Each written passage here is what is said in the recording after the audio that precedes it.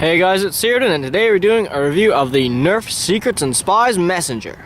So the Messenger was released in 2014, and it's a pretty good blaster. I mean, it's got a 3-dart turret on the front, which you could kind of compare to the Triad, although it's got a Fire Strike style plunger tube on the back, so it has much more performance because the Triad had like a jolt internal, so it didn't shoot too good, but the Messenger does shoot quite well, as you'll soon see.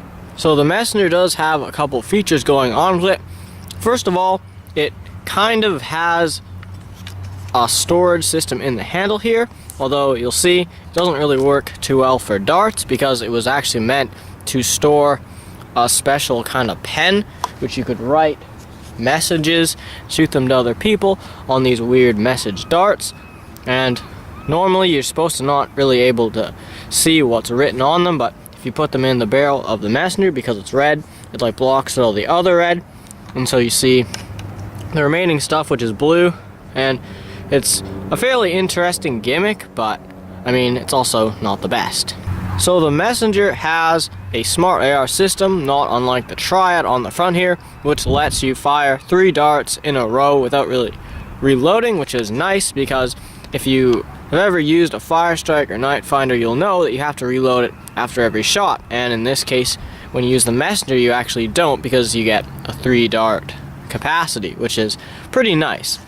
So, going over some of the tactics, it's really only got a tactical rail on the top, and it's got a really skeletal design down here at the handle, which isn't particularly comfortable, although you could easily use it as a sling attachment point if you wanted.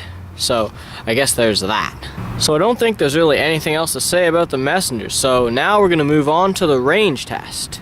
Hey guys, it's Tom, and today we're here at the range to range test the Nerf Rebelle Messenger. So we're just going to be using elite darts because they're the exact same as Rebelle darts. Starting off with flat shots, let's go.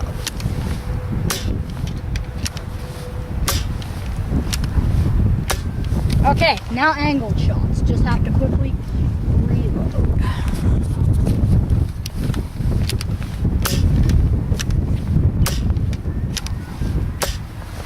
Okay, that's it for shooting the darts. Now let's check the ranges. Our first shot here is at about 51 feet. Our next one is at about 60 feet.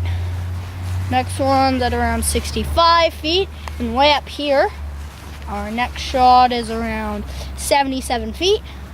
And into the sun here, we have one at around 90 feet. And one that somehow managed to reach that as far as we reeled out the tape at around 103 feet. Okay, that's it for the range test. Now on to the conclusion.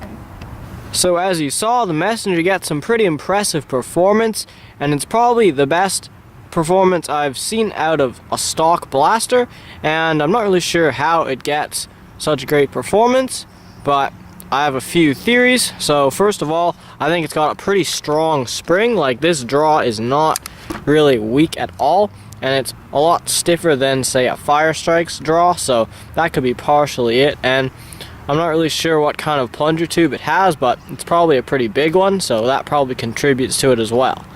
But it's pretty impressive performance. So even if you don't really like the aesthetic of the Rebelle line, the Messenger is a blaster that I would definitely recommend because it gets really good performance, stock, and I mean, if you really don't like the purple, you could easily just paint it. I mean, it wouldn't be too hard, and I mean, you could also maybe put some sort of wrapping on this handle because it kind of needs it. It's pretty uncomfortable, but you kind of get used to it after a while. And another thing I want to say about the smart AR system in this blaster is that it works really well. I haven't really had too many darts pop out, and it's almost rarely shoots 2 at once, which is really uncommon for smart AR blasters, so they seem to have done it right with the Messenger. So overall, the Messenger is definitely a blaster I would recommend, and is one that I think you should get if you can find it. I don't think they're really available in stores, but you shouldn't really have a huge problem trying to find them secondhand because they're just Rebelle blasters and people don't really think too much of them, but they'll be surprised when you come at them with one of these. But anyways, that's the end of our review of the Nerf Rebelle Secrets and Spies Messenger. Thank you guys so much for watching. Please like and subscribe.